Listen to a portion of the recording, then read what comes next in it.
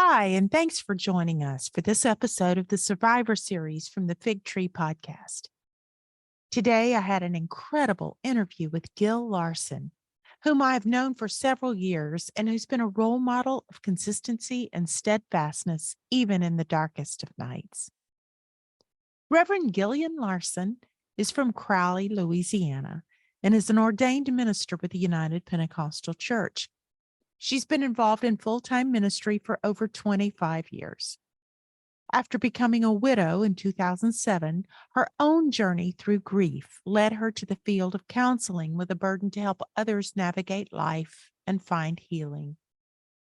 Gill has a master's degree in professional counseling from Liberty University and is also a board-certified pastoral counselor and a board-certified coach.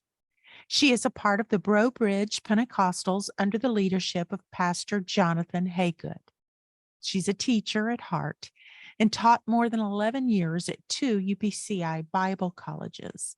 She has a passion for missions and loves to travel, but her favorite times are those spent with her 3 children, Caleb, Nathaniel, and Niall. Gill's story is an emotional one. As many times as I hear her tell it, I'm always moved to tears because of the intense tragedy and grief which still surrounds the happenings of that summer day in 2007. But as emotional as it is also one of amazing, inspiring, incredible strength. Gill's story tells of inner strength we don't know we have until we're called to exhibit it.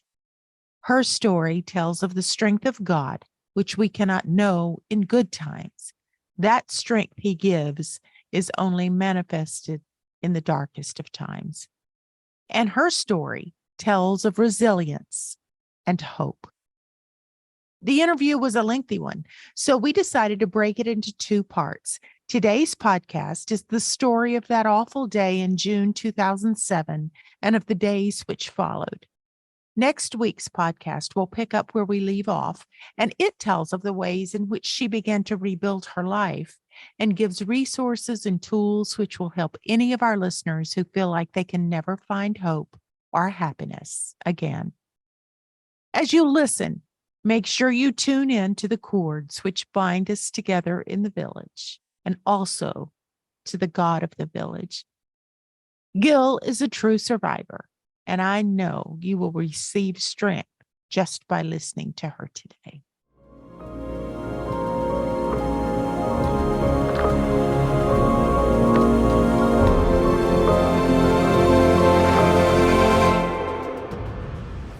Well, good morning, Gill. It's good to see you and so glad to have you on this episode of The Fig Tree to share your story and to share what has transpired in your life and in the lives of your children. And so it's just great to see you. Well, thank you. It's good to see you too. And I'm honored to be here and to be a part of this. And everybody has a story, and I'm thankful that God has been faithful to me through mine. Absolutely. Absolutely. Keyword, everybody has a story. So, but yours is a bit more gripping than a lot I have heard.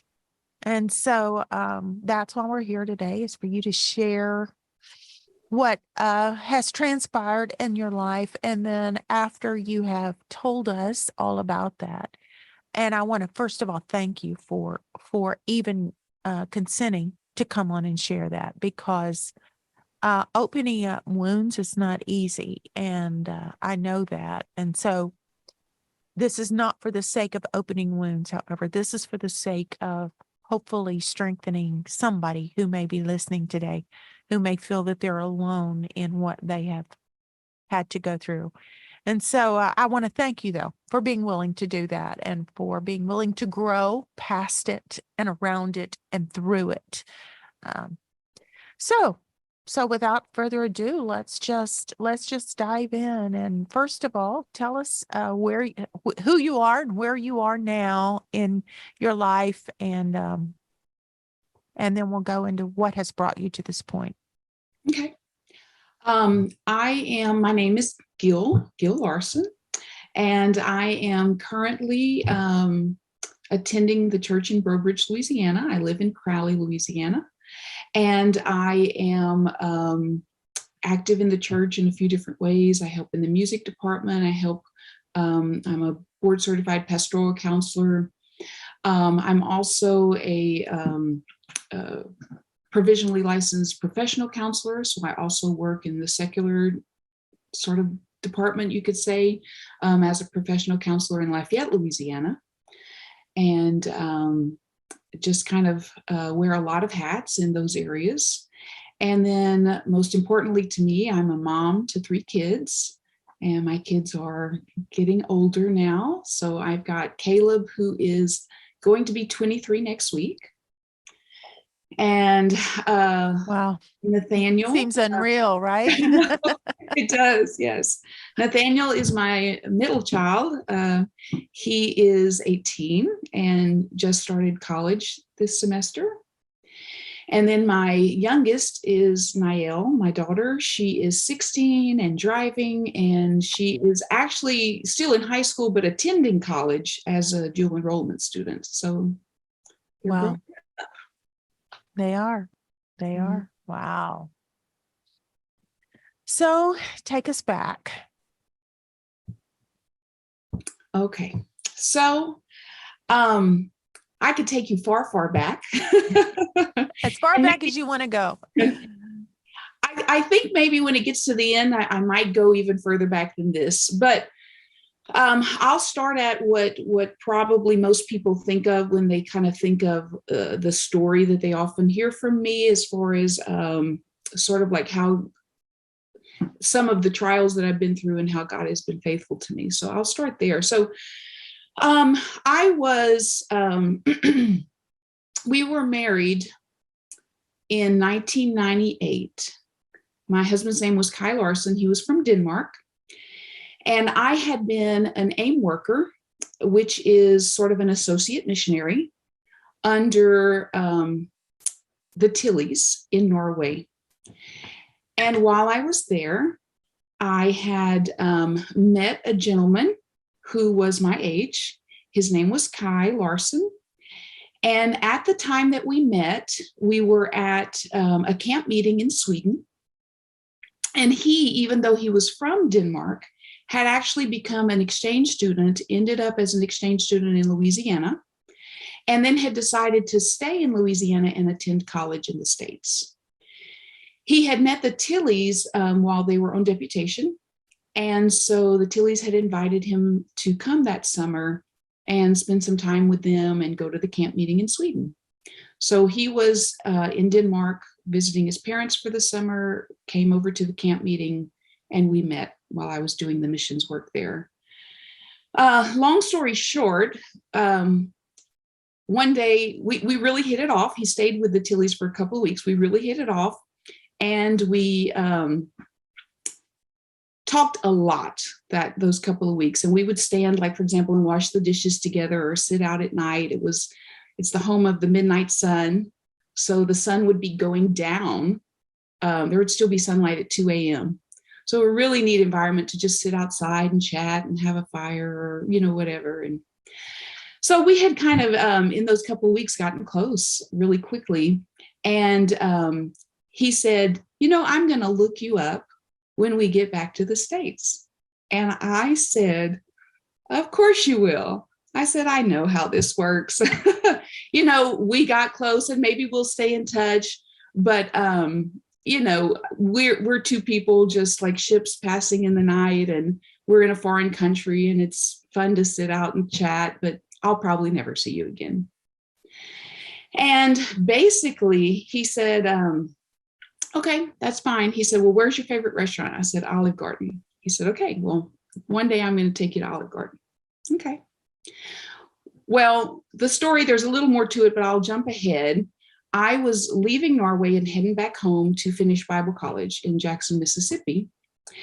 And what I did not know is that he had contacted Brother Tilly and asked him, when does she fly home? Can you give me her flight arrangements? And he was going to meet me at the airport to show me that he had meant what he said.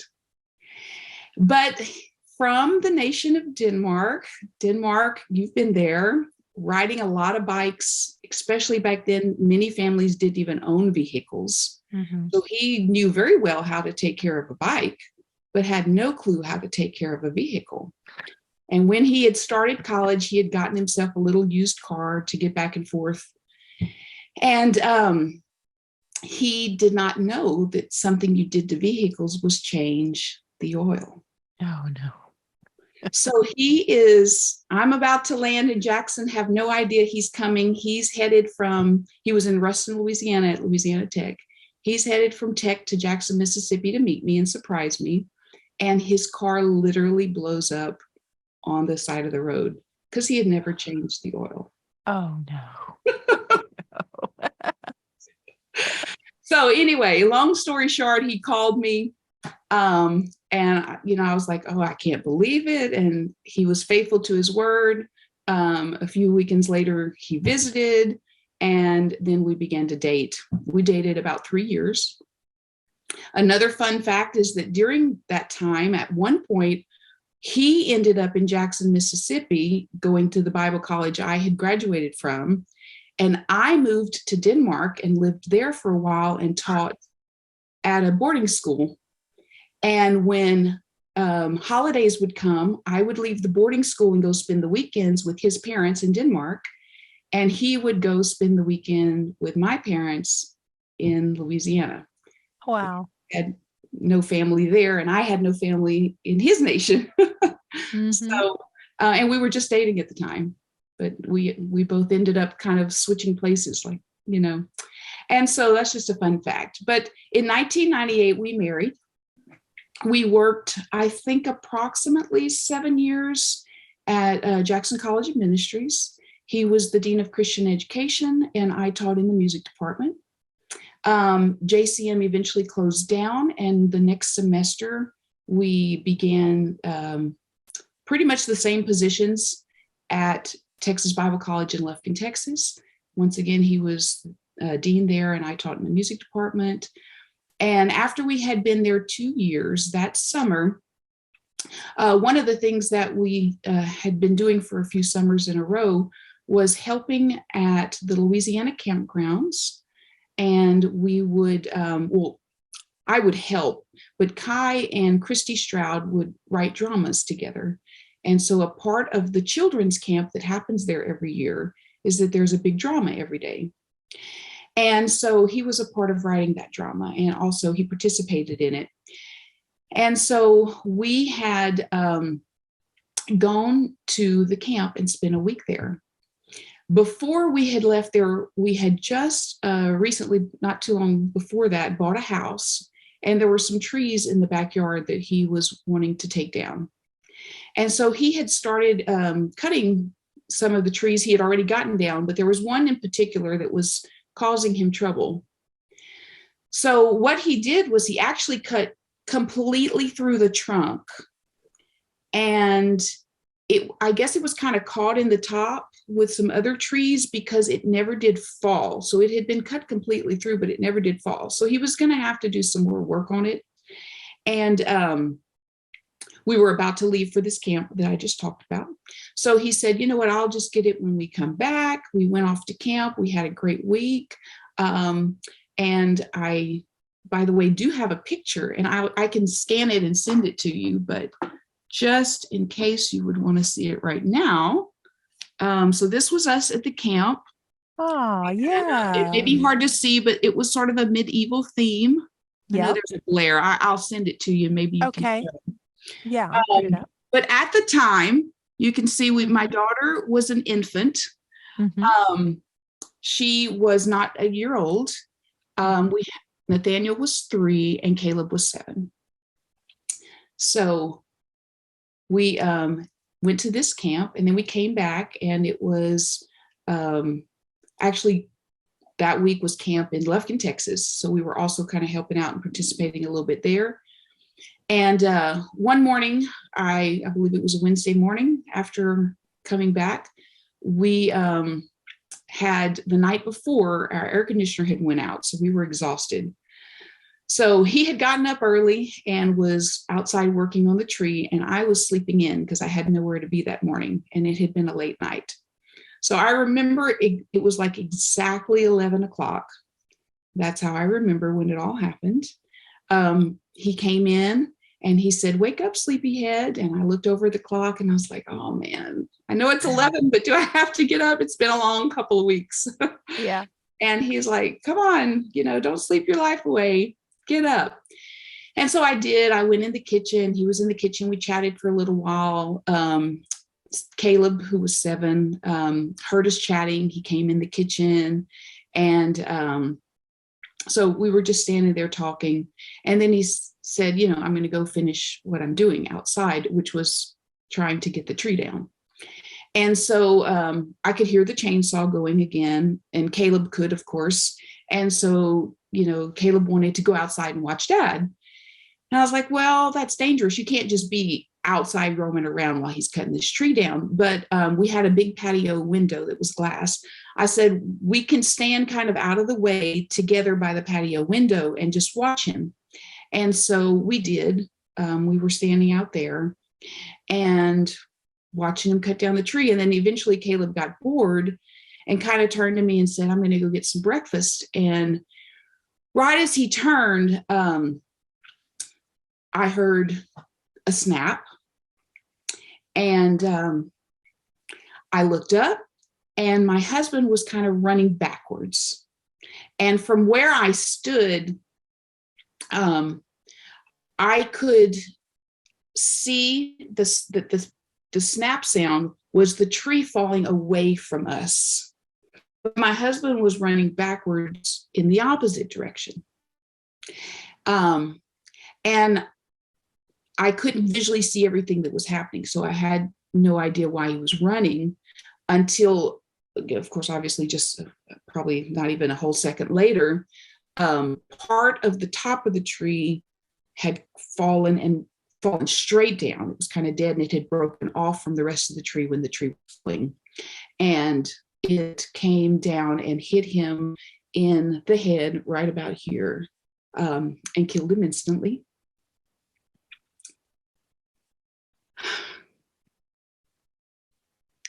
And so let me just say, while I'm at this point in the story, God spared, I believe, God spared my son, who got disinterested right at the moment.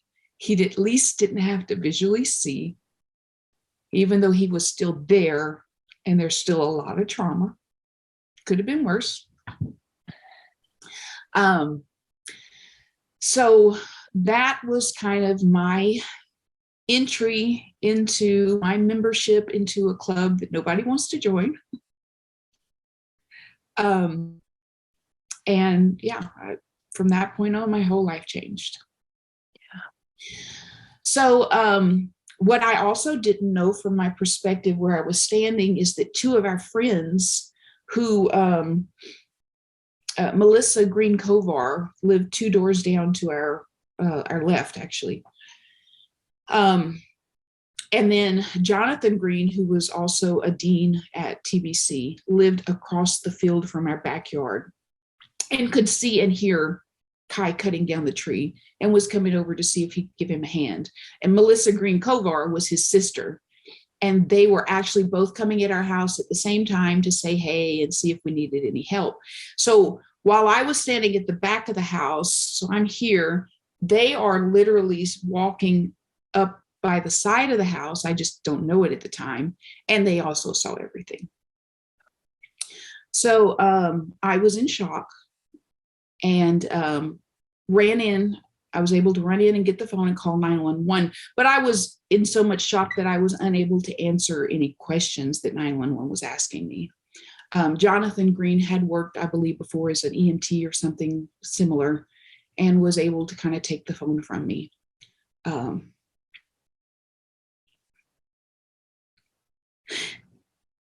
And I was in a lot of shock. The ambulance eventually came. And I was very, very upset, mad, to be honest. with the ambulance drivers because they wouldn't pick my husband up and put him in the ambulance and take him to the hospital and fix him. And I was mad. And everybody was trying to tell me that he's already dead. And I was just mad because they wouldn't pick him up and take him to the ambulance and fix him. I mean, put him in the ambulance and take him to the hospital. So a lot of shock. A lot of things began to kind of spiral at that point in time within me, and a lot of things began to transpire around me that I didn't understand because of the shock. We only lived a few blocks from the college, and like I said, a camp was actually happening at the time. At the college campus was also the campground campus. So immediately my home was full of many different people. A lot of ministers and people in leadership came to help. So I had a lot of people helping me. It was very hard, having to let my brain register that he was gone, having to call my mom, my dad, his mom, his dad, his brothers. He was one of 6 boys. I can't even describe it. Like, it's terror. It is literally terror, trying to answer questions, yeah. Yeah. I think terror is the best word to describe the aftershock, Go ahead. It's maybe a good for me to quit talking. I've heard you tell the story before, and the settings I've heard you tell the story in, of course, you have ministered through that. You have talked about how God spoke to you the next morning when your kids wanted breakfast and you wanted to die. And we can get into that here, if you'd like or not. We don't have to go there if you don't want to, but how long did that state of shock last for you, do you think? And I'm assuming that you mean that you felt almost a numbness kind of overtake you and you were able to kind of do things automatically. But how long did that last? So yes, a type of shock actually lasted for probably a month or 2. Wow. But that initial, like almost literal shock, like what you really think of when you think of shock. Right. Was like that whole night, if I can describe this to you, and for anyone that may later watch this visually, you might can kind of see it on my face, but like the whole night, I did try to physically get in the bed, but I was just sitting there wide-eyed, just literally just sitting all night long like this,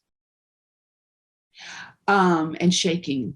And then there'd be, and I'm not trying to be too graphic, but like literally just moments of like, I think I'm going to just be sick, to put it nicely. And then just numb again, shaking, every now and then breaking down, crying, kind of even screaming sometimes, but really more of just sitting there and shaking and just wide-eyed is the best I can describe it. Just brain on high alert and going 90 to nothing, but then almost like no thoughts being there either sometimes. It's just a very unique and weird feeling. And go ahead. I'm sorry. I don't want to get ahead of us. Because I know we'll get to this later on here in a few minutes. But what is the best thing anybody could do for you at that point, or could have done for you at that point?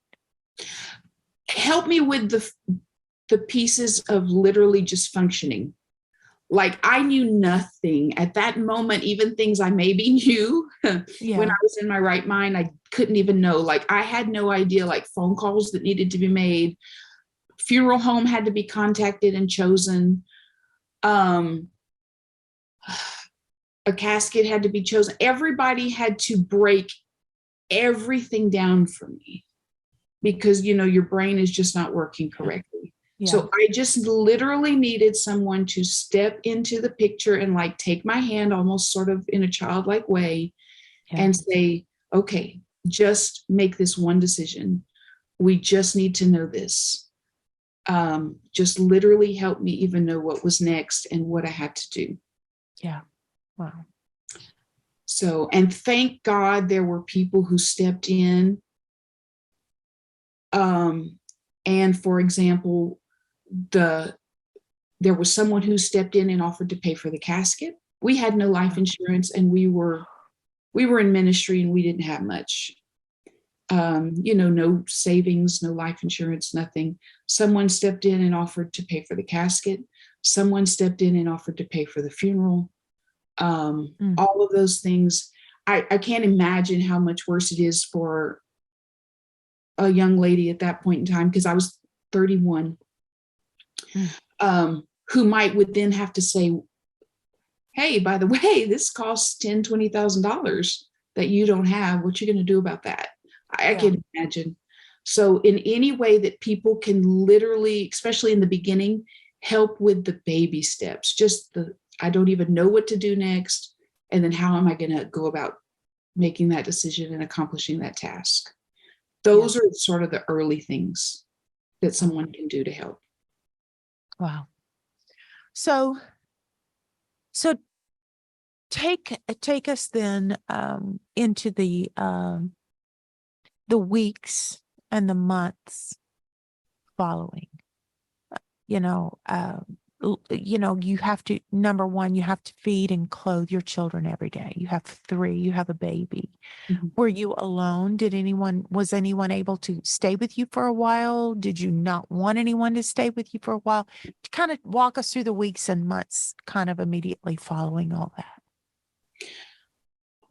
So there were a lot of people in and out during the day. My mom at least stayed with me during the nights. Because my daughter, they would sort of bring me my baby to feed her.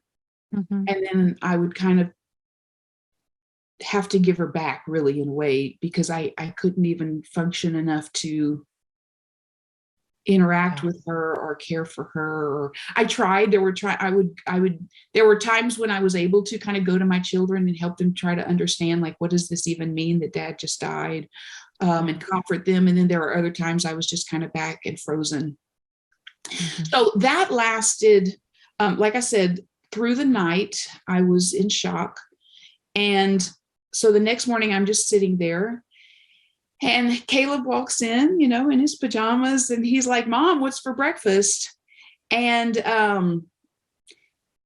I do have to take a step back. I think possibly the first night my mom may have had to have gone back home and get some clothes or something and was coming back, because I don't remember anybody being there that morning. So going back in the story, I'm just sitting there. My whole world has ended. And Caleb walks in and he's like, Mom, what's for breakfast? And in my mind, I did not respond this way, just so you know. I did not physically respond to him. But in my mind, I wanted to scream, what's for breakfast? Like, first of all, how can you imagine eating? Second of all, like, our world's just ended. Everything is sort of lost. We have no future. Everything is dead, is what it feels like. And you're just kind of casual and nonchalant, and you want to eat, and then how am I going to get up and feed you breakfast? I'm sort of stuck here in this place. How can I even feed you breakfast? But then with all that going on in my head, I just looked down and just sort of looked at his face too. And he's my son, mm-hmm. Yeah. And he's hungry. Yeah. And the mom kicked in. All I can say, the mom kicked in. And I was just like, rubbed my face, dried my eyes, and I'm like, I don't even know. I don't even know what we have in the kitchen, but let's go see. And I got up out of the bed and we walked to the kitchen and we found something. I don't know what we found, but we found something. And, you know, a lot of people along this journey have said things like, oh, you're so strong. You're so strong. First of all, any strength that's there, I have to credit to God. But second of all, I also just say, you just do what you got to do sometimes. Yeah. It's not even so much about strength sometimes. The world didn't quit turning. Yeah. And my kids were still alive. And I had to find a way that even though it felt like my whole world had just ended, it didn't literally. Yeah. And how am I going to find this new whatever, this new world, this new life? And I can't die alone with my husband, you know? Yeah. My husband lost his dad. His dad was 42 when he died. My dad was 63, which is still way too young, but it wasn't like 42. But both of us have talked about the day that our dads died was black. And both of us remember that feeling of being actually surprised that the sun literally did come up the next morning. It's like, no way. How could this happen? How could the sun come up? Right. You know, so I totally get that, that feeling, even though it wasn't in your particular situation and on that particular level, it was like, you know, yeah, life goes on, and the sun coming up the next morning is almost an intrusion into that. I don't know, the cave you want to retreat into, I guess, but it is a huge reminder that yes, you do get up again. You have to get up again. Right. You cannot crawl in there with them. You have to get up again. And I say, you referenced a message that I've kind of preached before about, like, the morning you have to make a decision is what I titled it. And God's mercy is new every morning.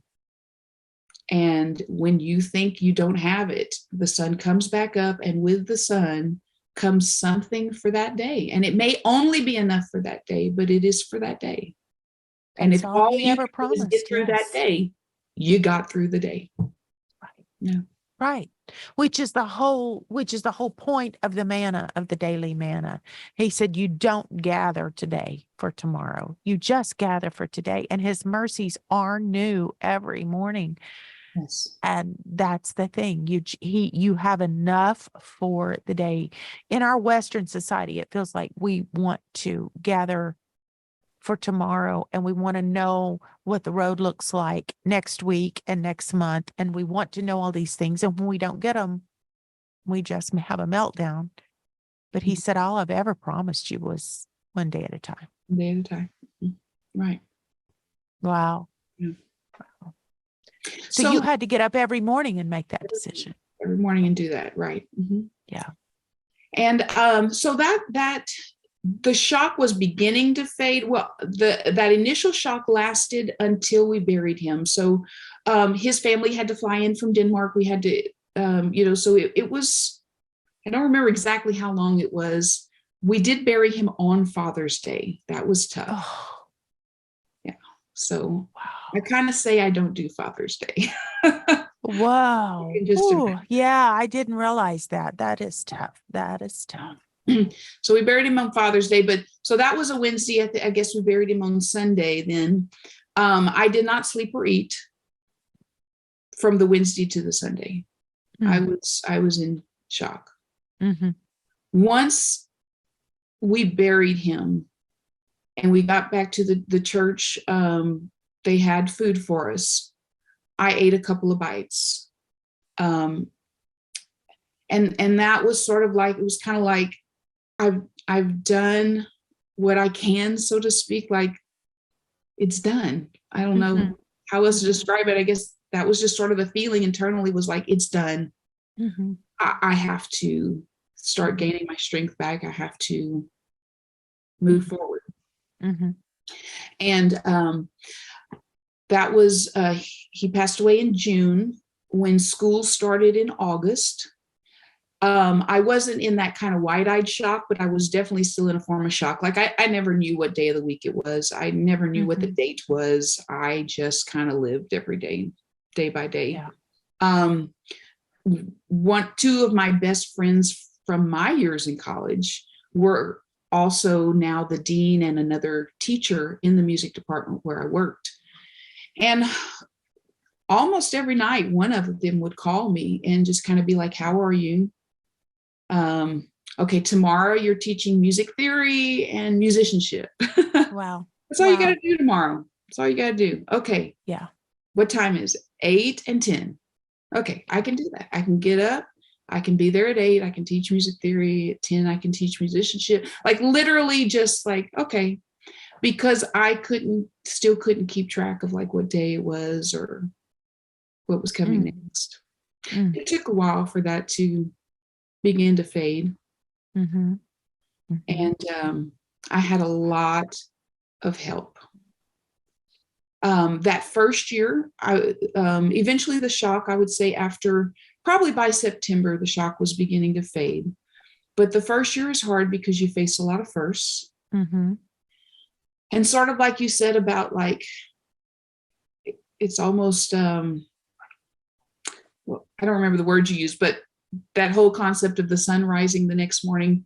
I also felt that way again when it was about to turn, see, that was 2007. So as 2008, as December 31st and January 1st were approaching, grief isn't logical, so you can judge if you've never been there all you want to. There's That's no right, exactly. There's no logic in grief. I dug my heels in and did not want to enter a year in which my husband had never lived in. That was going to be the first year that I would ever look back and say, like, such and such happened in 2008 or whatever. Like, that marked the period from this point on. He will never be a part of our lives, our memories, our stories. Like, I don't want to enter a year that he has never lived in. At least in 2007, I can say, we did this in January, we did this in March. But in 2008, there will be nothing. And yeah, once again, you just pull it together and keep going. Yeah. It came whether I wanted it or not. And so that was that.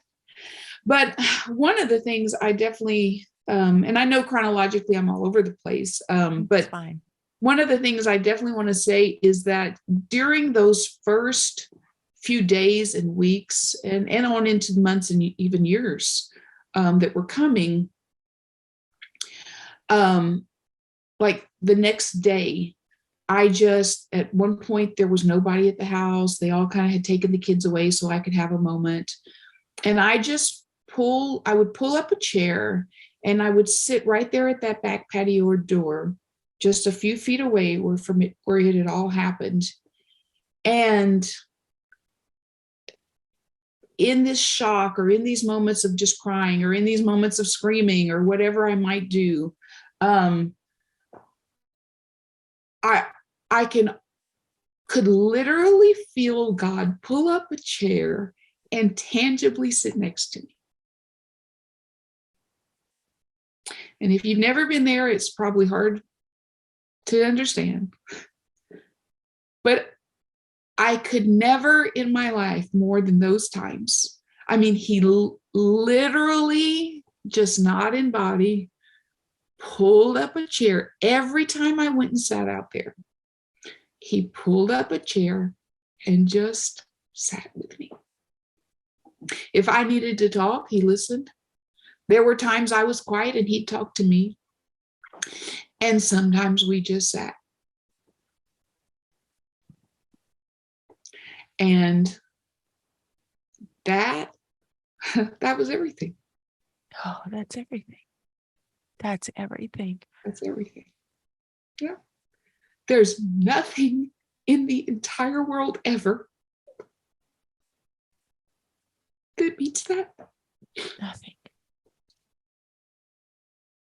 I want to just break in here because when you said that, I've heard one other story like that in my life.